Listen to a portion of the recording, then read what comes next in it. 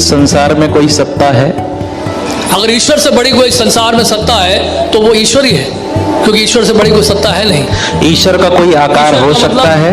हाँ जी, क्या ईश्वर का कोई आकार हो सकता है? देखिए, आप सबसे रिक्वेस्ट है जो इस प्रकार के प्रश्न पूछ रहे हैं वो भगवत गीता पढ़िए, श्रीमद् भगवत गीता यथारूप, उसमें सारे प्रश्नों का उत्तर आपको मिलेगा। गीता ज्यादा ऊपर है या वेद ज्यादा ऊपर है? वेदेश सर्वेरहम एव वेद्यो वेदांत कृत वेद वेद। संस्कृत में बोलेंगे तो सिर्फ मुझे समझ आएगा। भगवत गीता में भगवान कह रहे 15 अध्याय के 15 श्लोक में क्या कह रहे हैं कि वेदों के द्वारा तो मुझे ही जाना है, वेदों की रचना मैंने की है, वेदों का संकलन करता मैं ही हूँ, वेदांत भी मैं ही हूँ। तो ईश्वर है ना वेदों की रचना करने वाला? यानी भगवान श्री कृष्ण अपने बारे में बता रहे हैं। तो भगवान श्री कृष्ण से पहले क्या संसार नहीं था? संसार की उत्पत्ति भगवान से हुई, इसलिए भगवान गीता में कह रहे हैं हम सर्वस्य प्रभु भगवान। एक मिनट गुरुजी, और भौतिक जगत का भगवान गीता ने तो 5000 वर्ष पहले कहा है। भगवान उससे पहले जब गीता नहीं थी, ओनली फॉर वेद, वेद का ईशोपनिषद पढ़िए, ईशावास्यविदं सर्वम यत्किंच जगत्याम जगत। चौथे अध्याय में भगवान कृष्ण बोल रहे हैं अर्जुन गुरुजी, गीता से पहले वेद था। मेरे प्रश्न, आपके प्रश्न का उत्तर तो देने दीजिए मुझे। आप कह रहे हो कि भगवत गीता पहले 5000 साल पहले बोली गई, भगवान कृष्ण स्वयं गीता में बोल रहे हैं चौथे अध्याय में, इवम विश्वते योगम प्रोक्तवान अहम अव्ययम, मैंने ये दिव्य ज्ञान सूर्य देव विश्वान को दिया 12 करोड़ साल पहले, 5000 साल पहले नहीं। आप बताइए, ये उनके अंदर भगवान कृष्ण ने सूर्य देव विश्वान को दिया, और सबसे पहले भगवान ने दिव्य ज्ञान सृष्टि की प्रारंभ में, जिसका उल्लेख श्रीमद् भागवत में मिलता है, ब्रह्मा जी को दिया। और बताइए, ऐसा नहीं है, ईश्वर ने सृष्टि के आदि काल में मात्र 4 ऋषियों को वेदों का ज्ञान दिया, और भगवान कृष्ण खुद वेद पढ़ करके गीता जैसा अमर ग्रंथ बोलने के काबिल हुए, ऐसा शास्त्र प्रमाण है। शास्त्र में कहीं भी इस प्रकार का वर्णन नहीं है।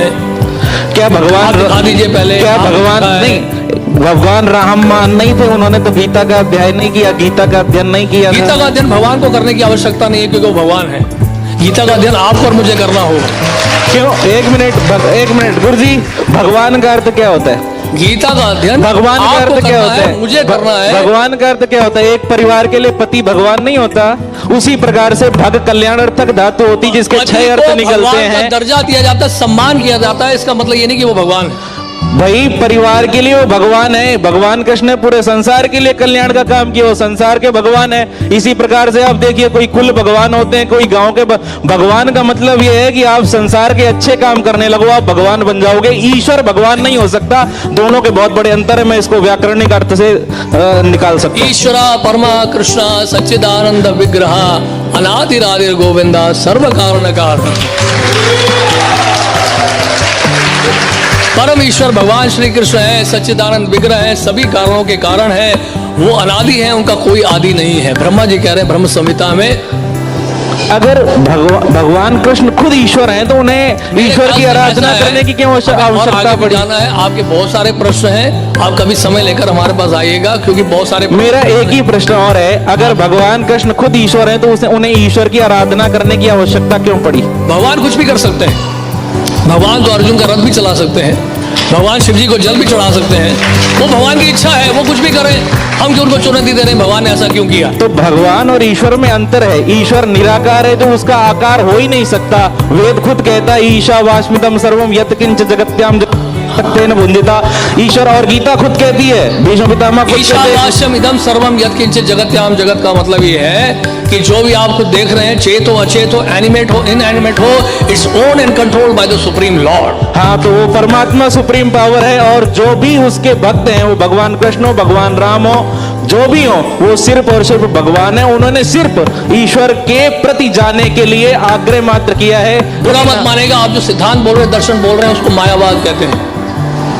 वो तो और हमारे शास्त्रों में दर्शनकार्ती क्या है? मायावादी भाष्य सुने होए सर्वनाश। मायावादी दर्शन करा दे, उसी को दर्शन कहते हैं। भगवत गीता में 12वें अध्याय में भगवान कह रहे हैं क्लेशो अधिक। मेरा एक ही क्वेश्चन है, क्या गीता से पहले जीवन नहीं था? जो निर्विषय निराकार ब्रह्म के ऊपर ध्यान लगाता है, ऐसा मार्ग बड़ा कठिनाइयों से बीतता है। क्या गीता से पहले जीवन नहीं था? गीता से पहले जीवन था, जो भगवान के द्वारा निर्देशित था। तो अगर हम वो तो वेदों में निर्देशित था, हम गीता की तो जगह इसलिए वेदों भगवान को बोल ही- रहे हैं गीता में वेदेश्वर सर्वैरहम् अहम् एव वेद्यो वेदांत कृत वेदवित एव च अहम्। वेदों की रचना मैंने की है, वेदों का संकलन करता मैं हूँ, वेदों के द्वारा मुझे जानना है, वेदांत मैं हूँ।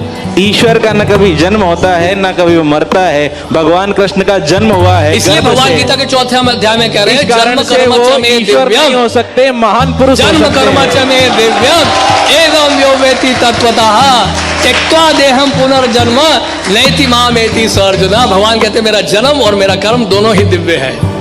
तो भगवान कृष्ण जी का तो जन्म हुआ है, हैं? भगवान कृष्ण का तो जन्म हुआ है। जन्म हुआ है, सूर्य देव प्रकट होते हैं, सूर्य देव अप्रकट होते हैं। सूर्य देव सूर्य का कभी जन्म होता अनादिकाल देखा से आपने? है, सूर्य अनादिकाल से है। हाँ, तो इसी तरह से भगवान कृष्ण भी अनादिकाल से है। मेरा एक ही मानना है कि ईश्वर से बड़ी ना किसी भगवान की सत्ता है, ना कोई जो जन्म लिया है वो मरेगा। ये सार्वभौम सत्य है। इस कारण से भगवान कृष्ण ने भी जन्म लिया, वो भी महान पुरुष हुए, ईश्वर नहीं थे। उन्होंने संसार के कल्याण के लिए बहुत सी उपदेश दिए, या बाबा तुलसी ले लो, वाल्मीकि ले लो, व्यास जी ले लो, इसी प्रकार से वो भी थे। अगर हम उन्हें निराकार मानेंगे, निराकार का कोई आकार नहीं हो सकता, ईश्वर ही निराकार है, बाकी सब उसके भक्त हैं। तो ऐसे उसकी संसार में कौन सी व्यक्ति है जो निराकार से निकली हो, बताइए मुझे। क्या चीज? ऐसी कौन सी वस्तु है जो निराकार से निकली हो, जिसकी उत्पत्ति निराकार से हुई है? बताइए बताइए। सूर्य जो है, सूर्य का प्रकाश से सूर्य निकला है, या सूर्य देव से सूर्य जो है, सूर्य ग्रह से सूर्य का प्रकाश निकलता अगर है? आप केन उपनिषद पढ़ेंगे, ये लाइट बल्ब से आ रही है, लाइट से बल्ब निकल रहा है। पहले लाइट आई है ना, पहले लाइट, एक मिनट, पहले लाइट आई है। यहाँ प्रकाश सर्वस्य योग माया समावृता मूढ़ो अयम ना भी जानाति लोको माम अजम अव्ययम। भगवान कह रहे हैं योग माया के द्वारा ढक देता हूं मैं अपने आप को, और जो मूर्ख व्यक्ति है मुझे नहीं समझ पाते।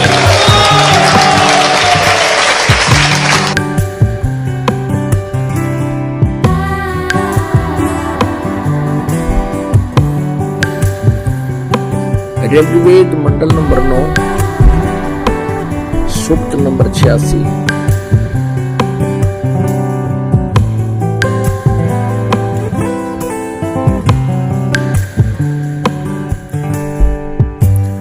ये देखिएगा, ऋग्वेद मंडल नंबर 9, ये 9 और 10 इकट्ठा ही है।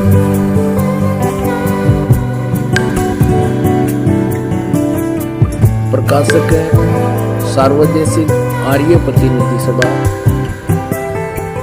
महर्षि दान भवन, रामलीला मैदान, नई दिल्ली। इनके फोन और फैक्स नंबर, इन्होंने लिखा महर्षि दान सरस्वती कृत। मुद्रक है Prince offset printers, 1510 Pataudi house, Daryaganj, नई दिल्ली।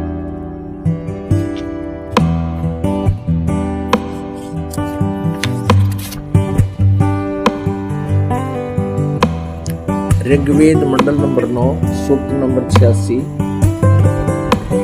और मंत्र नंबर 26।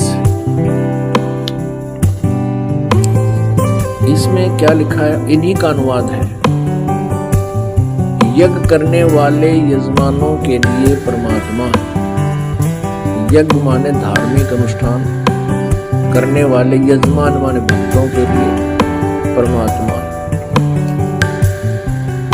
सब रास्तों को सुगम करता हुआ उनके विघ्नों को मर्दन करता है, उनके संकटों का नाश करता है, उनको पवित्र करता हुआ, और अपने रूप को, अब साकार परमात्मा के देखना ढेर सारे परमात्मा, अपने रूप को साकार हुआ भगवान सरल करता हुआ, यानी हल्के तेज कुंद का बनाता है, और वह कांति में परमात्मा।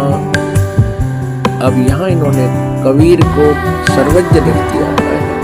यहाँ देखिए, ये है कबीर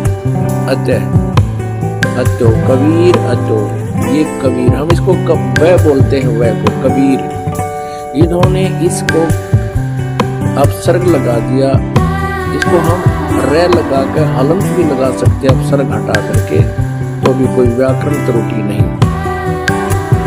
हम इसको कबीर साहब कहते हैं, कबीर देव, कबीर साहब, जैसे ये कबीर अतो, यहाँ कबीर देखो कबीर देव, देव माने परमात्मा और कबीर देव,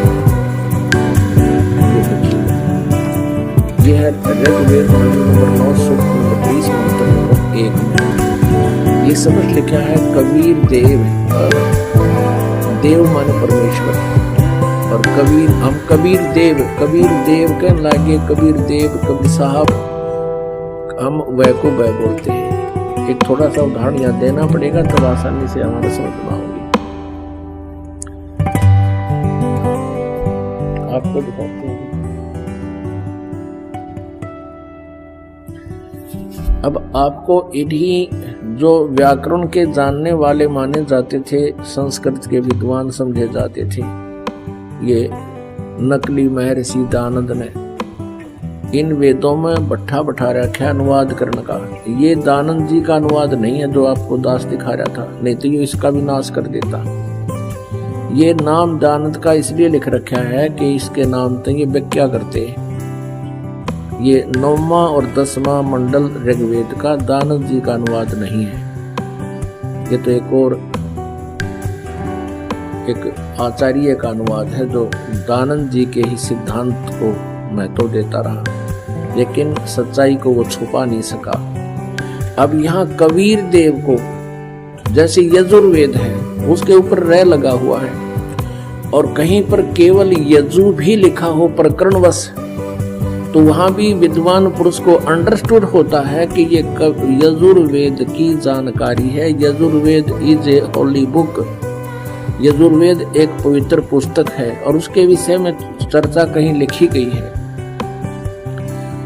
तो अंडरस्टूड होता है। वहां यजु भी लिखा हो, यजुहु, यजु माने लगाकर 2 अपसर्ग लगा रखे हो, तो उसको अनुवाद करते समय लिखना पड़ेगा यजुर्वेद, जैसा कि स्वामी दानंद ने किया हुआ। देखिएगा ये यजुर्वेद है, ये महर्षि दानंद का अपने कर कमलों से इसका अनुवाद है।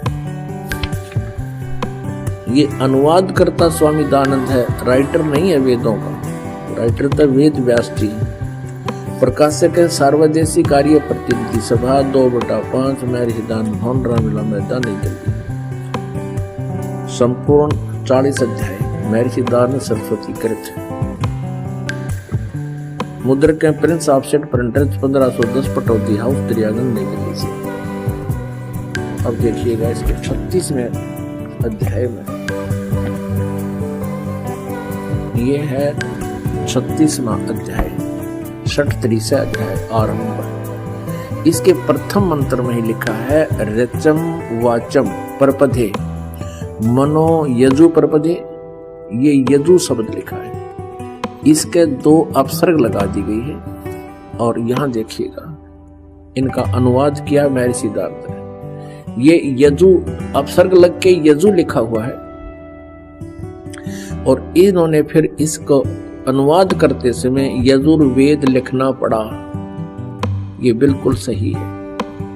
इसी प्रकार जहां केवल कवि लिखा हो, कबीर लिखा हो, तो उसका अनुवाद करना पड़ेगा कबीर देव, क्योंकि उस परमेश्वर के बारे में, उस कबीर परमेश्वर के बारे में, ये यजुर्वेद के बारे में जानकारी है, तो वो कबीर के बारे में, कबीर देव के बारे में जानकारी है। हम उसको कबीर साहब कहने लगे। इतनी सी बात है, इन वेदों को समझना ही आसान होगा। पुण्यात्माओं, हमारे लिए ये वेद पाठ हो रहे थे क्योंकि हमारे पूर्वज शिक्षित थे, ये संस्कृत भाषा में लिखे हुए थे। अब परमात्मा ने दया करी है कि हमारे को वो सूक्ष्म वेद का ज्ञान प्राप्त हो गया और दया करी परमात्मा ने एकादी पुण्यात्मा से इनका अनुवाद ठीक सा करवा दिया। नाते दानंद ने तो यजुर्वेद उठा के देख लो, सिर में दर्द हो जाए से अनर्थ कर दिए अर्थों के, उसको पढ़ नहीं सकता आदमी। ना 3 वेदों का घर घर में प्रचार होता यदि इनका अनुवाद ठीक होता। अब फिर देखते हैं ऋग्वेद मंडल नंबर 9 सूक्त नंबर 86, आप पढ़ रहे हो मंत्र 26। यज्ञ करने वाले यजमानों के लिए परमात्मा, यानी साधना करने वाले साधकों के लिए, भक्तों के लिए परमात्मा सब रास्तों को सुगम करता हुआ उनके विघ्नों का मर्दन करता है। उनके संकटों का नाश कर देता है, उनको पवित्र करता हुआ अपने रूप को साकार हुआ भगवान, अपने रूप को सरल करता हुआ तेज पुंज अन्य दे धरकर इस विधम को बैठी, गरीबदास जी ने कहा है ब्रह्मवेदी में। वह कांति में परमात्मा सर्वज्ञ नहीं, यहाँ लिखना चाहिए था कबीर देव विद्युत के समान क्रीड़ा करता हुआ वर्णीय पुरुष को, श्रेष्ठ भक्त को, अच्छी आत्मा को, वरिष्ठ आत्मा को प्राप्त होता है। यानी साकार है, अपना उनका रूप लिखा है, उनका नाम लिखा है और वो उस अच्छी आत्मा को आकर मिलता है। अब ऋग्वेद मंडल नंबर 9 सूक्त नंबर 86 का ही मंत्र 27 देखिएगा। परमात्मा को प्राप्त होते हैं जो परमात्मा ध्रुवलोक के तीसरे पृष्ठ पर विराजमान है। ध्रुवलोक कहते हैं वो तेजों में सवर ज्योति सतलोक के तीसरे पृष्ठ पर, यानी सबसे ऊपर वाले स्थान पर परमात्मा कबीर देव जी विराजमान है। अब देखिएगा 82 का ऋग्वेद मंडल नंबर 9, अभी दिखाते हैं आप। ऋग्वेद मंडल नंबर 9 सूक्त नंबर 82 का मंत्र नंबर 1। इसमें कहा कि जो सर्वो उत्पादक प्रभु, यानी सबकी रचना करने वाला परमात्मा प्रकाश रूप, वैसे अरुष माने साकार होता है, प्रकाश रूप सद्गुणों की वृष्टि करने वाला, पापों का हरण करने वाला, वह राजा के समान, राजेव माने राजा के समान, इन्हीं के शब्दों में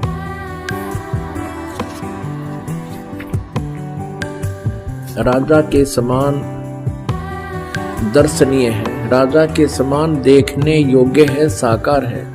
और वह पृथ्वी आदि लोक लोकांतरों के चारों ओर शब्दायमान हो रहा है। वह वर्णीय पुरुष को, जो दृढ़ भक्त है, उसको पवित्र करता हुआ प्राप्त होता है। जिस प्रकार विद्युत सने वाले स्थानों को आधार बनाकर प्राप्त होता है, कितना स्पष्ट कर दिया। वो परमात्मा साकार है और वो पापों का हरण करने वाला है, पाप नाशक है, जो सर्वोत्पादक प्रभु है, सबकी रचना करने वाला, सारी सृष्टि का रचनहार परमात्मा प्रकाश रूप है, सद्गुणों की वृष्टि करने वाला है, पापों का हरण करने वाला है, राजा के समान देखने योग्य साकार है, दर्शनीय है। और वह पृथ्वी आदि लोक लोकांतरों में चारों ओर शब्दायमान हो रहा है। वह वर्णीय पुरुष को, जो अच्छी आत्मा है, उसको दृढ़ भक्त को, जो दृढ़ भक्त है, उसको पवित्र करता हुआ प्राप्त होता है। जिस प्रकार विद्युत सने वाले स्थानों को आधार बनाकर प्राप्त होता है। उसका उद्देश्य क्या होता है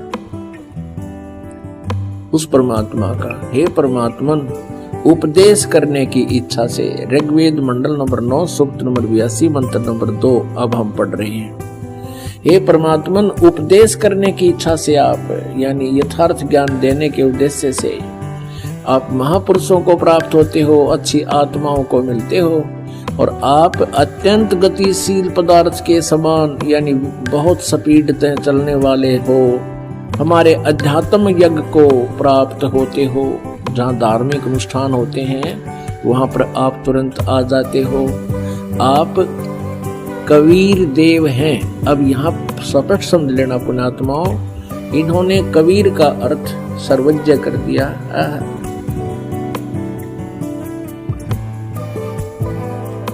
अब यहाँ देखिएगा, ये है कबीर वेदस्य, ये रे है ऊपर, कबीर वेदस्य, यहाँ कबीर शब्द है, इनका इस रे हटा दिया इन्होंने, जैसे सीधा ये लिख दिया है। जहां पर अभी आपको दिखा था, जहां यजु भी लिखा है तो वो भी यजुर्वेद लिखना कंपलसरी होता है, तो यहाँ कवि ही लिखा है तो भी यहाँ लिखना था। आप कबीर देव हैं, हम उसको कबीर साहब कहने लगे, बस इतनी सी बात है। शुद्ध स्वरूप है, हमारे पापों को दूर करके हे अमर परमात्मा, सो मन हे अमर परमात्मा आप हमको सुख दें, उत्पन्न करें। अच्छा अब आगे देखना, अब तीसरे में ऋग्वेद मंडल नंबर 9 सूक्त नंबर 82 मंत्र 3 में, पवित्र यज्ञों में रक्षा से आप प्राप्त होते हैं और पृथ्वी आदि लोक लोकांतरों में गति करते हुए चल कर आते हैं। गति करते हुए सर्वव्यापक नहीं, आप हैं, आप स्वयं गतिशील होकर यानी चलकर विराजमान होते हैं। आप कैसे हैं? सबके तर्पक हैं, सबके रक्षक हैं, बड़े बड़े गतिशील पदार्थ के नियंता हैं, पृथ्वी आदि लोक लोकांतरों के केंद्र होकर सब पदार्थों में रक्षा उत्पन्न करते। ये यहाँ विचल गए, यहाँ कोई और अर्थ बनेगा, लेकिन हम अपने उसको समझें कि वो परमात्मा स्वयं गतिशील होकर चलकर आता है और भक्तों को प्राप्त होते हैं, लोक लोकांतरों में वहां से चलकर आते हैं। अब पुण्यात्मा, वेदों में कितनी बार लिखा है कि वो परमात्मा साकार है और फिर भी हम अभी तक इसको निराकार कहते रहे। ये दोष पुण्यात्माओं का नहीं है, उन गुरुओं की नालायकी है जो इन सदग्रंथों को समझ नहीं सके। अब देखिएगा ऋग्वेद मंडल नंबर 9 सूक्त नंबर 20 का मंत्र नंबर 1। ऋग्वेद मंडल नंबर 9